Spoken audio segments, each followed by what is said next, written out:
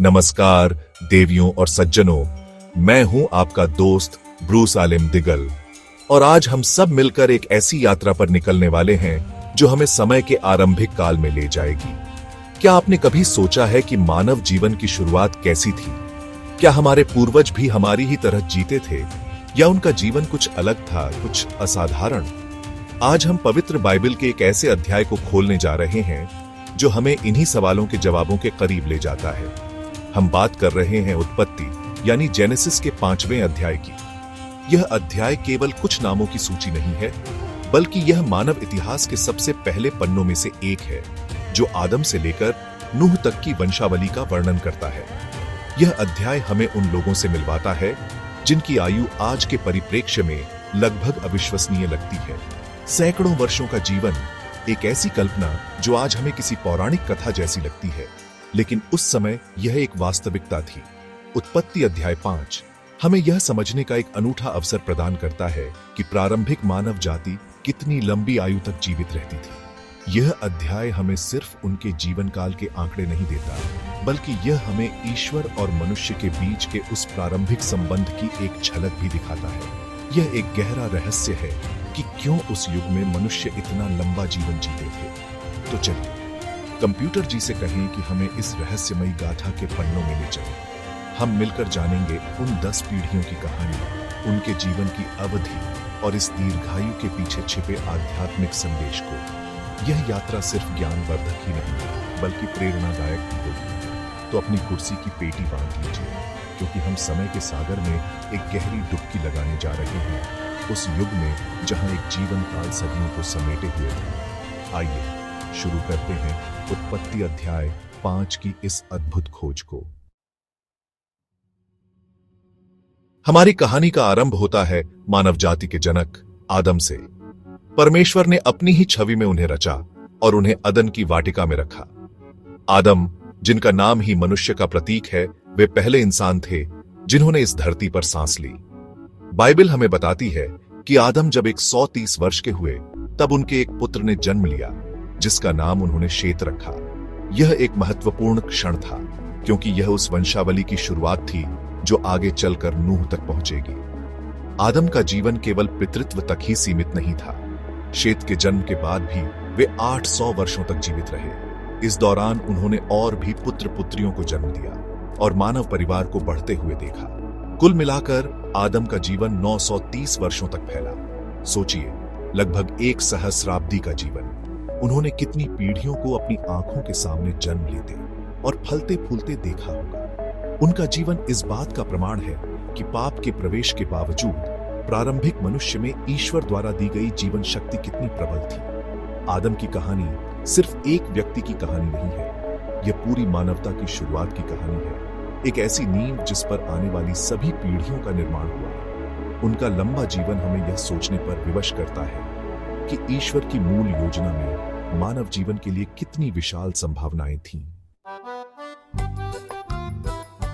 आदम के बाद वंशावली की यह मशाल उनके पुत्र शेत के हाथों में आई। शेत का जन्म कैन द्वारा हाबिल की हत्या के बाद हुआ था और उनकी माता हव्वा ने उन्हें हाबिल के स्थान पर परमेश्वर द्वारा दिया गया एक वंशज माना। इस प्रकार शेत का जन्म केवल एक पुत्र का जन्म नहीं था, बल्कि यह एक टूटे हुए परिवार में आशा और निरंतरता का प्रतीक था। बाइबल के अनुसार शेत जब 105 वर्ष के हुए तब उनके घर में एक पुत्र का जन्म हुआ, जिसका नाम उन्होंने एनोश रखा। यह क्षण भी ऐतिहासिक था, क्योंकि बाइबल कहती है कि एनोश के समय से ही लोग यहोवा का नाम लेकर प्रार्थना करने लगे। यह दर्शाता है कि शेत ने अपने वंश में आध्यात्मिक विरासत को आगे बढ़ाया। शेत का जीवन भी उनके पिता की तरह ही असाधारण रूप से लंबा था। एनोश के जन्म के बाद वे 807 वर्ष और जीवित रहे और इस अवधि में उन्होंने कई अन्य पुत्र पुत्रियों को जन्म दिया। उनका कुल जीवन काल 912 वर्षों का था। शेत का जीवन हमें सिखाता है कि त्रासदी और हानि के बाद भी ईश्वर एक नई शुरुआत कर सकता है। वे उस धर्मी वंश के महत्वपूर्ण स्तंभ बने जिससे आगे चलकर मानवता को एक नई दिशा मिलनी थी। उनका 9 शताब्दियों से अधिक का जीवन उस ईश्वरीय प्रतिज्ञा का प्रमाण है जो आदम और हव्वा को दी गई थी कि उनका वंश पृथ्वी पर फलता फूलता रहेगा। शेत की विरासत को उनके पुत्र एनोश ने आगे बढ़ाया। एनोश का नाम नश्वर मनुष्य का प्रतीक है, जो शायद इस बात की याद दिलाता है कि लंबी आयु के बावजूद मनुष्य परमेश्वर पर निर्भर है। जैसा कि हमने पहले उल्लेख किया, एनोश का युग एक महत्वपूर्ण आध्यात्मिक मोड़ था। उनके समय में लोगों ने संगठित रूप से यहोवा के नाम का आह्वान करना शुरू किया, जो सार्वजनिक उपासना और परमेश्वर के साथ एक गहरे संबंध की शुरुआत को दर्शाता है। जब एनोश 90 वर्ष के थे, तब वे केनान के पिता बने। यह उनके जीवन का एक नया अध्याय था, जहां उन्होंने पितृत्व की जिम्मेदारी संभाली और अपने पूर्वजों की विरासत को अगली पीढ़ी तक पहुंचाया। एनोश का जीवन भी दीर्घायु की इस परंपरा का एक और उदाहरण है। केनान के जन्म के बाद वे 815 वर्ष और जीवित रहे, और इस लंबे समय में उनके और भी बेटे बेटियां हुई। कुल मिलाकर एनोश ने 905 वर्षों का जीवन जिया। उनकी कहानी हमें यह बताती है कि जीवन की लंबाई के साथ साथ जीवन का उद्देश्य भी महत्वपूर्ण है। एनोश के युग ने दिखाया कि मनुष्य केवल शारीरिक रूप से ही नहीं, बल्कि आध्यात्मिक रूप से भी विकसित हो रहा था। उनका लंबा जीवन उन्हें परमेश्वर के साथ उस रिश्ते को गहरा करने और अपनी संतानों को सिखाने का पर्याप्त अवसर प्रदान करता रहा।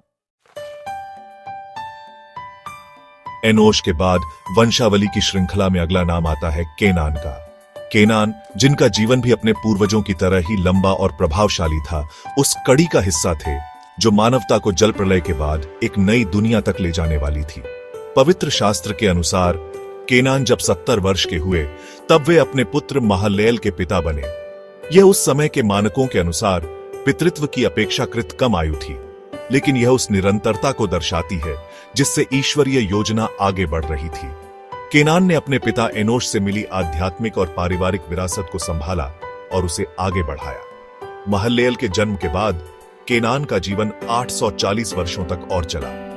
इस विशाल अवधि में उन्होंने अपने परिवार को बढ़ते देखा और कई अन्य पुत्र पुत्रियों के पिता बने। उनका कुल जीवन काल 910 वर्षों का था, जो उनके पिता एनोश और दादा शेत के जीवन काल के बहुत करीब है।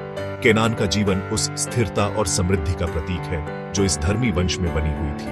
पीढ़ी दर पीढ़ी ये लोग न केवल लंबा जीवन जी रहे थे, बल्कि वे उस ज्ञान और परंपरा को भी आगे बढ़ा रहे थे जो आदम से शुरू हुई थी। उनकी कहानी हमें दिखाती है कि कैसे हर पीढ़ी, चाहे वह कितनी भी साधारण क्यों न लगे, ईश्वर की बड़ी योजना में एक महत्वपूर्ण भूमिका निभाती है। केनान के पुत्र महललेल का नाम भी अपने आप में एक गहरा अर्थ रखता है। इसका अर्थ है परमेश्वर की स्तुति या धन्य है परमेश्वर।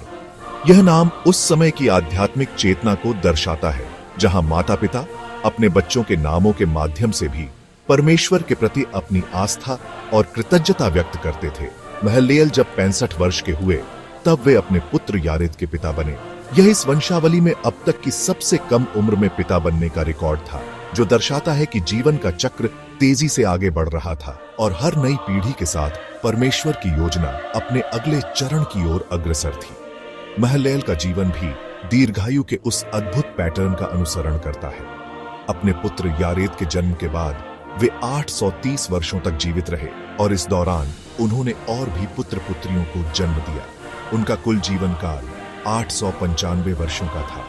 महललेल की कहानी हमें याद दिलाती है कि जीवन, चाहे वह कितना भी लंबा हो, परमेश्वर की स्तुति का एक अवसर है।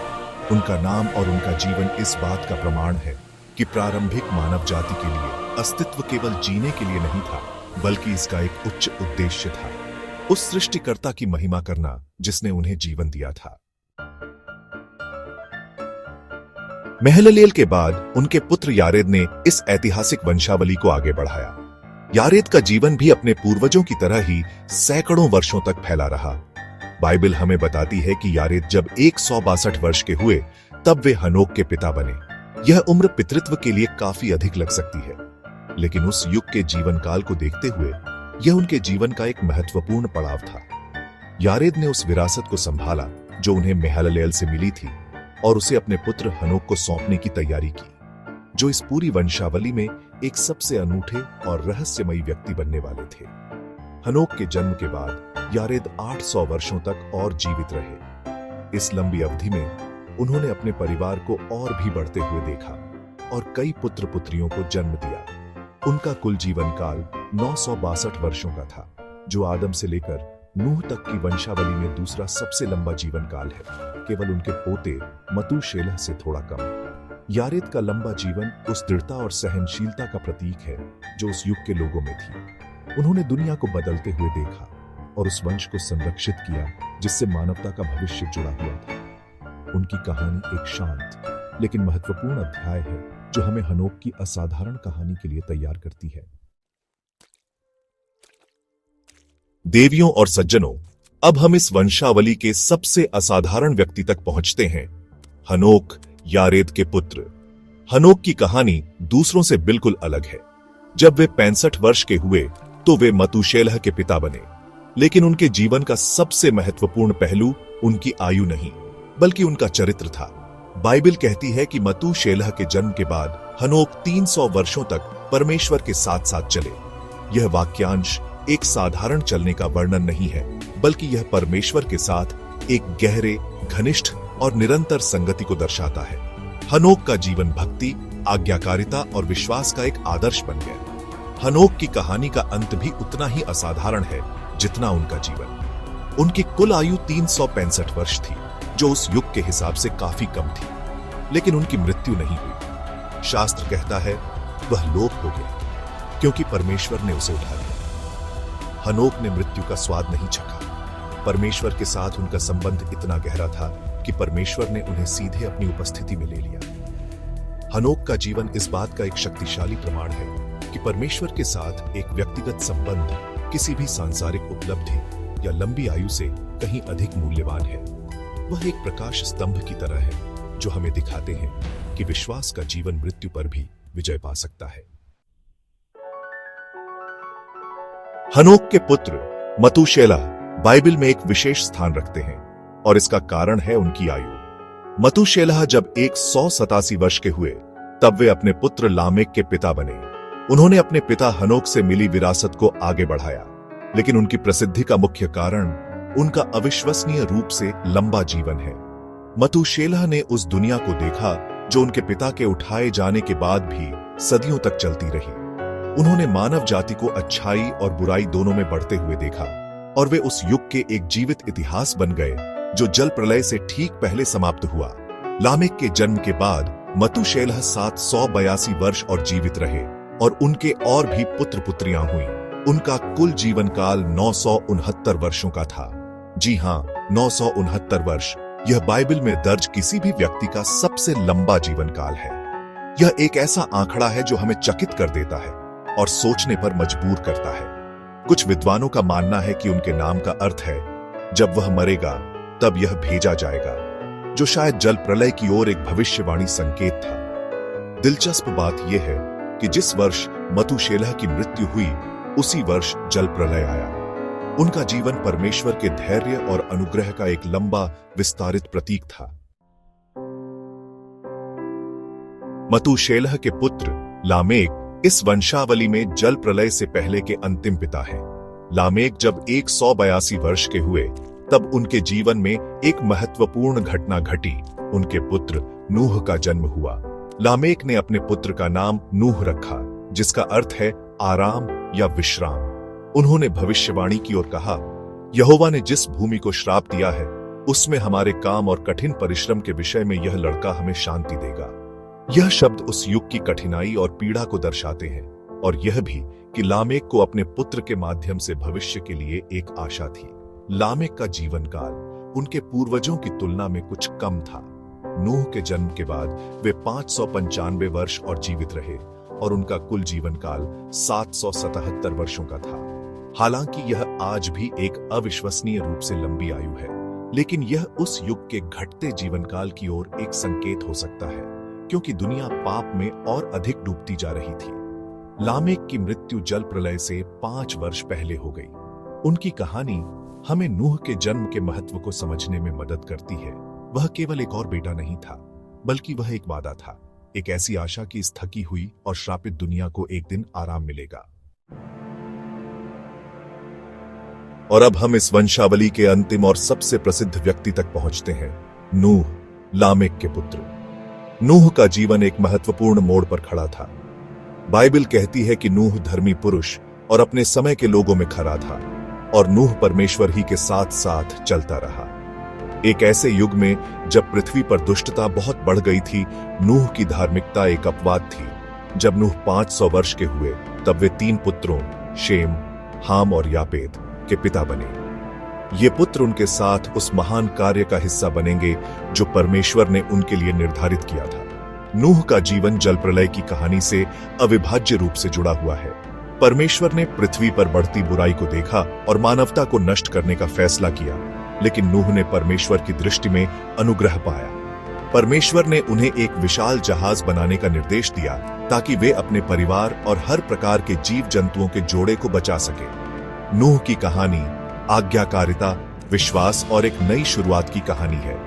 वह जल प्रलय से पहले की दुनिया और उसके बाद की दुनिया के बीच एक सेतु बन गया। उत्पत्ति का 5वां अध्याय नूह पर आकर समाप्त होता है, जो हमें उस महाविनाश और उसके बाद मानवता के पुनर्जन्म की कहानी के लिए तैयार करता है।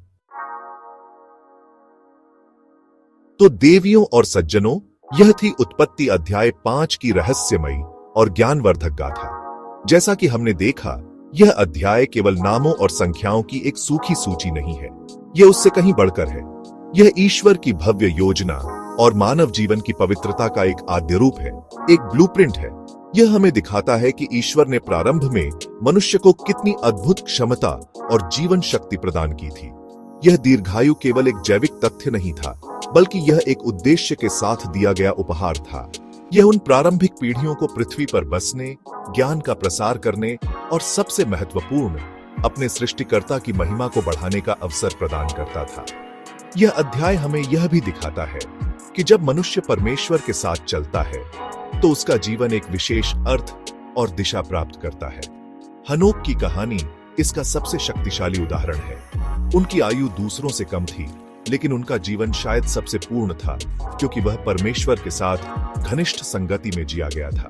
यह हमें सिखाता है कि जीवन की गुणवत्ता उसकी लंबाई से कहीं अधिक महत्वपूर्ण है।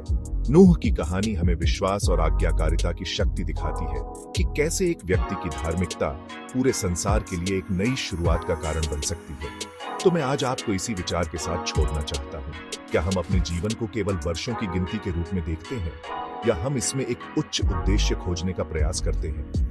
उत्पत्ति का यह प्राचीन अध्याय हमें आज भी प्रेरित कर सकता है कि हम आध्यात्मिकता और ईश्वर के साथ चलने के मार्ग को अपनाएं, क्योंकि अंत में यही वह मार्ग है जो हमारे नश्वर जीवन को एक असाधारण और सार्थक यात्रा में बदल सकता है। सोचने के लिए आपको एक प्रश्न देता हूं, आपकी विरासत क्या होगी? देखने के लिए धन्यवाद। नमस्कार।